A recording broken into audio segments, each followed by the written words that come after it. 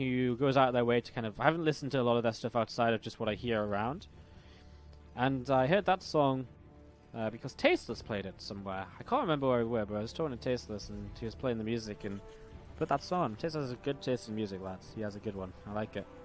He played a lot of songs, which I was basically just shazamming one after the other.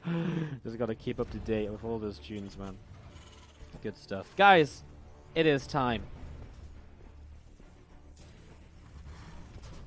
TvT, best of 2. And to the top left-hand side, it is our blue Terran player. It is going to be INnoVation. And he is going up against the pink Terran player to the bottom right-hand side of the map. Well, if he ever had to win a series to kind of keep himself in it, this is going to be the toughest one. It is Beastyqt, who does end up in this position now where he is on the verge of being knocked out. So he's going to have to try and set this up and win this because, well, let me just kind of tell you guys the kind of current standings in Group B. So INnoVation and Neeb are both through. INnoVation currently on a 6-0 map score, Neeb on an 8-0 map score. By the way, proxies coming down from Beastyqt in INnoVation's natural. Guru and Beastyqt are currently both 3-5, and Jim Rising 2-6. Now, Jim Rising currently will play against Guru, and that could determine who moves through this group. But also, this match right here is going to be important as well. Beastyqt has Tech Lab on one of these barracks. The thing is, INnoVation doesn't scout, so he doesn't see anything here just yet as this aggressive setup starts to get rolling. Going to be seeing this Marauder on the way and concussive shells on the way. Interesting, the double Tech Lab and the double Marauder proxy here. Very different. We're going to see a Tech Lab build on this barracks from INnoVation. Now, he hasn't seen anything. So what's the fast Tech Lab for? I guess to build a starport on top of. So super fast cloak Banshee. Obviously, that's not great if you've only got one Marine, which currently moves down the ramp, and INnoVation spots the barracks, and all of a sudden, well, Beastyqt, it will be just time for him to go. I mean, he would be nice if he could wait for the second Marauder and to wait for the couple of concussive shells as well. He wants to make sure this depot doesn't get lifted, as here we go, 2 Marauders moving forwards, build a bunk on the high ground. Concussive shells finishes now. He's got 3 Marauders already. Cyclone on the way. As SCVs will start to pull in towards this. As we're going to see, the high ground vision from this bunker is actually going to be one of the more important things to keep in mind right now. We're going to be seeing SCVs continue to go down. 4 killed already. Now he loses high ground vision. Catches the Hellion. Doesn't finish it off though. The bunkers, well, the depot's at the top. One will actually cancel. I thought he might keep it up to kind of finish the wall. Hellion will go down here. Thing is, Cyclone about to pop and Banshee as well. Beastyqt back at home, building his own factory, getting ready to go into some sort of defense against all of this. Now, these Marauders, they do reach that Cyclone. They do get some good damage onto it, but they do not have a follow-up, as now it'll be repaired. And these next 2 Marauders will not be able to finish it up, and Beastyqt has to be a little bit careful coming forwards again now, but I think INnoVation is just going to hold this off. He's lost a lot of workers, but the worker count is pretty even. With a Banshee popping out, I mean, the Banshee just goes straight across the map and attacks. I mean, what anti-air is there for Beastie? Well, there might be a Cyclone, there might be a Widowmine, both of which are not going to do enough to minimize the amount of damage that's going to be done, I don't think, unless INnoVation makes some major mistakes. And these Marauders are going to be moving forwards. They're going to use the barracks with a high ground vision. He's just going to start picking away at these depots, which INnoVation's kind of fine with. I mean, he's got this Banshee going across the map. It's going to be the Cyclone out of Beastyqt. I mean, first of all, I'm not sure if the Cyclone will be out in time. Second of all, the anti-air of a Cyclone is not the best nowadays. The anti-air of a Cyclone is going to be pretty slow to actually get rid of this Banshee here. As we're going to be seeing these 4 Marauders continue to work their way through, well, first of all, this reactor. Now the Tech Lab on the starport as well, working his way through this and just cleaning up a little bit in the main. But as the Banshee comes across, I mean, again, you look at this and INnoVation's going to start targeting down workers. And even with the Cyclone popping out, he's going to lose so much here. And Beastyqt, yeah, he's still kind of at the front, but how many more workers can he kill? Is this Cyclone starts to pick away at the Banshee. The Banshee actually got some good damage onto the Cyclone. You see 8 workers now, 9 killed off at the same time as Cyclones. And the Marines pushing these Marauders back down the ramp. Banshee goes down with 10 workers killed, putting Beastyqt 6 workers behind, sorry, can't do simple math. You're going to be seeing the Cyclones and the Marines, though. They just put out so much damage, and they are just continuing to pick their way through these Marauders. One more falls. Beastyqt will pick off that Cyclone here, but another one about to finish. And the thing is, he's only making 1 Marauder at a time now with this barracks up in the air. And INnoVation actually rebuilds the Tech Lab onto this starport, and the Raven will begin. Just going to be seeing this Marine and the Cyclone actually coming down the ramp to chase these Marauders. He's going to try and pick them up here, and he does get rid of one. This Marauder going to keep on fighting. The Cyclone just damages so quickly, though. Still goes down, actually, to the Marauder. A little bit surprised by that, but actually, I mean, in the end, he's still got another Cyclone about to pop. That said, though, Beasty has his own Cyclones now, too. That's actually a pretty big deal. And with the Raven on the starport, you know what? Maybe Beasty actually still has this, because moving forwards, he's got a lot of army supply to work with. Like, the Raven will have an auto turret, but that's it. Like, that's his initial defense with the Raven. An auto turret is all. So Beasty is behind in income, yes, but he's got much more army. Locks onto that Raven right here, and, I mean, the Raven pulls away. Oh, this is so weird. Another Cyclone coming across the map. He's going to keep on pushing forward. So Widowmine's about to pop out. Another Banshee on the way, too. I mean, the Banshee is something which I think will be very powerful, but there's a Viking here, too. A turret will come down. As you see, the Widowmine gets targeted. The Viking actually just lands. We get rid of the turret very quickly. And Beastyqt is still just sat in the main base. Picks up a Marine as it pops. The Cyclone being surrounded to try and be repaired. It's not enough. Banshee on the way. The Viking will have to lift up for that. He might still lose a lot in the process. Another few workers going down. The worker count even once again. And Beastyqt still might make this happen. INnoVation hasn't dropped a map yet tonight, but he might be on the way to dropping his first in a series which actually could help Beastyqt move through in first place of this group still. Cyclone's getting surrounded by SCVs, but 10 workers killed as this Cyclone can take a bit more damage. Marauder going down. Viking still fighting against this Banshee. And it will, in the end, be the Banshee falling. This Viking will go down as well as the Cyclone moves forwards. Actually, the Viking stays alive. The Cyclone being pushed away by the Marauder. 36 to 27 supply. Beastyqt in the lead. 6 workers ahead. Couple of army supply ahead. Still has a barracks overhead as well. What is going on? What is going on? Beastyqt making this happen. A Raven coming across the map. That's annoying because the auto turrets will be frustrating. But Beasty, oh, he has a Viking, but he doesn't see the Raven in time. Doesn't turn his Viking around. There's another Viking over here as well. Needs to move that away. Does not want to lose units for no reason right now. Has to pull away from this auto turret, which picks up 4 workers. Now this Viking will chase down the Raven. Oh, that's going to be a kill. And did the Raven really get enough done? Oh, Beasty. Raven actually gets away. This Rax in the main base is going to go down.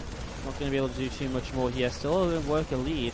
Beastyqt currently chasing down the Raven with these 2 Vikings, which are both very low on health. Continue to chase up here. The Raven actually just does one and turns around. He's going to probably get another turret down in this mineral line. If that's another 4 workers killed, well, that's a big advantage. You actually see SCVs coming across the map from Beasty. Is that intentional? I don't think so. He isn't saturated or isn't fully saturated over here. This Raven has, again, turned around. He's made it all the way back over. So there's an auto turret. 1 worker killed now, 2. And that's going to be 3 and 4 and 5. It's really good damage done. 5 workers once again. These units just gathering up. I mean, it's such a weird composition, such a weird fight that we're going to be moving in towards here. The Vikings all just going to land. He's using the SCVs to repair the Vikings, so I guess it was intentional. Now INnoVation has a Liberator coming across the map, and there's no anti-air left at all back at home from Beastyqt. So he wasn't an advantage a few moments ago, but now he's losing out on that. INnoVation with a command center ready to flow to the natural as well. Beasty has his in position, and I guess he can go down to the low ground with those SCVs, but it will severely injure the rest of his production now. As you can see, a tank on the way up here for INnoVation. Isn't siege just yet, though. Where will it go to?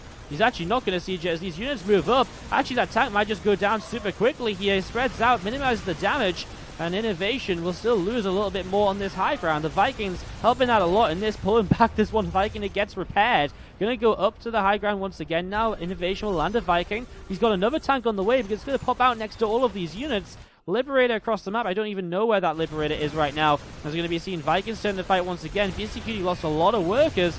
He's trying to fight with his army across the map, but I'm not sure if it's enough. He's got a tank here. Oh, he has to turn and fight with the tank, though, as well. It's messy. It's a little bit of everything, a little bit everywhere. And there's INnoVation just about holds on. I mean, the Liberator must have gone down, right? Yes, the Liberator died. Beastyqt 1 worker behind. Currently not mining gas. Just finished Cloak, but doesn't have a Banshee. Can't build a Banshee because he doesn't have gas just yet. Finally, he is mining a bit more. So now you can build a Banshee with Cloak. This is absolutely ridiculous.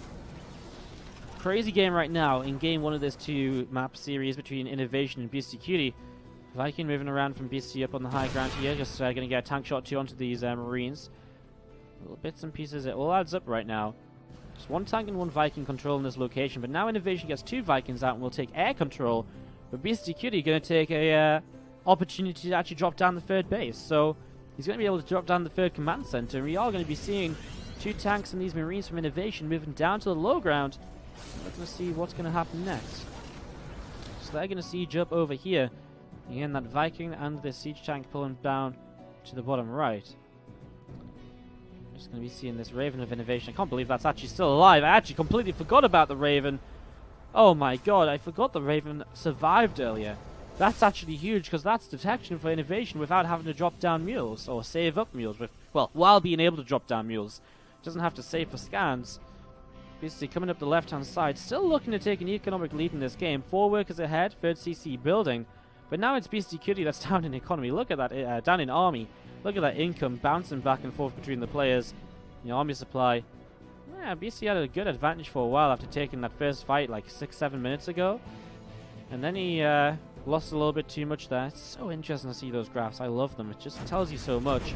You see this wood of mine getting cleaned up thanks to the Raven. His units moving forwards. Well, Banshee's not going to have very much luck here at all. Banshee will go down. No point even cloaking it. It means that this Banshee can get into the main kind of scot-free though. His third base has finished. He can lift that up and pull it back into the main if he wants to. He will scan and see what's at the front. This Banshee flies in and we'll find a few SCVs to work his way against already. So doing some damage. Getting something done at least. Must be careful though, and this tank might actually just have to pull back right now unless Beastyqt has a scan available. He will scan and actually not going to be in position.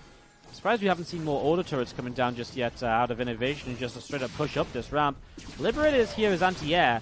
It's not very fast anti-air. Viking now as well, but still a scan is something Beastyqt can move out of range of. Never scan from BSC. He has to use his scans across the map here.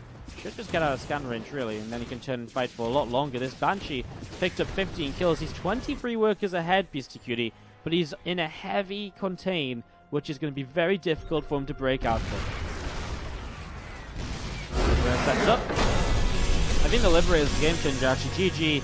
The thing is, it's a heavy contain, and with that Liberator, the jump on in and introduce you guys to hopefully what will be another crazy TvT back and forth throughout. As we have to the bottom left-hand side, the pink Terran player, it is Beastyqt. Really giving INnoVation a run for his money there in game number 1.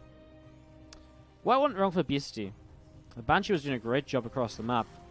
Kind of like the Banshee. I think the Raven being allowed to live was kind of annoying. That helps so much with the air control. It's just little things, right? And because he made Banshees, he lost air control as well. So while those Banshees were able to do quite a lot, eventually, it still meant that he didn't have the Vikings. And that sort of is where it went wrong. So the Liberator really was game-ending towards the end. To the top right-hand side, it's INnoVation, our blue Terran player. Such a pleasure to be able to cast such a monster Terran player. Being a Terran player myself as a main race, it's really just truly fantastic to be able to cast someone like this. We've cast a lot of him lately. In fact, we've been uploading a lot of VODs of INnoVation playing in SGL and Leifeng Cup. They are all available on the YouTube channel, youtube.com/WardiTV. Go over there, hit the subscribe button on there as well. We're actually like, our YouTube subs are going up. It's a really great place to kind of catch StarCraft, if I do say so myself. We've got 2 matches going up there a day with a lot of high-level players. So you guys can go check all of that out. Again, that's youtube.com/WardiTV. Hit the subscribe button over there, guys. It helps us out a lot if you guys sub and stuff and like the videos and all the rest. Thank you very much to 2 people with $10 donations. First of all, Propagare hitting us up with $10 in the original form of donation. Says, "Hi Wardy, thanks for this great casting quality and all those remarkable games. You are the man. Happy New Year 2017. GG, well played." So first of all, thank you very much, Propagare, for the $10. Very nice message as well. Happy New Year to you as well, and hope it's treating you well so far, buddy. Thank you very much. Appreciate it. And also, Dovenwolf coming in with the Cheer 1000 in the chat. Always fantastic to see those pretty Cheer 1000s. And no message attached, but thank you very much, Dovenwolf, as well. Can we get some STI hearts in the chat, please, for both of those guys for their $10 apiece? Appreciate the support, and thank you for helping to keep the stream running. Quite literally. You guys are awesome. Thank you very much. Appreciate the love. Thank you, thank you, thank you. Game 2, and we are going to be seeing a faster expansion out of INnoVation here in this second game. We're already setting that up. I mean, it is Daybreak. To go into a fairly standard Reaper expand is something we've been seeing a fair amount of as of late on this map. Reaper will get shut down though as the Marine pops out here as it tries to make its escape. So Reaper goes down, but gets the information of what's in the main base, which is just a Marine, barracks, a factory, and a starport, and only 1 gas, which means Beastyqt is also looking to expand himself very shortly. So Beastyqt 2 will expand, but will have a bit of pressure to work with as well. He's going to be having the medevac and a Widowmine and Marines to drop and try and do something with. The thing is, though, INnoVation with a Cyclone already on the way up, Marines being reacted out, I feel as though he's going to have a pretty good opportunity to just defend this and end up in a bit of a lead. Beastie will be looking for, well, with how late his CC is, he'll be looking for 3 or 4 worker kills here to try and even things up for the faster command center that INnoVation has ended up with right now. So, setting up into that. This command center morphed into an orbital already. SCVs continue to pop out.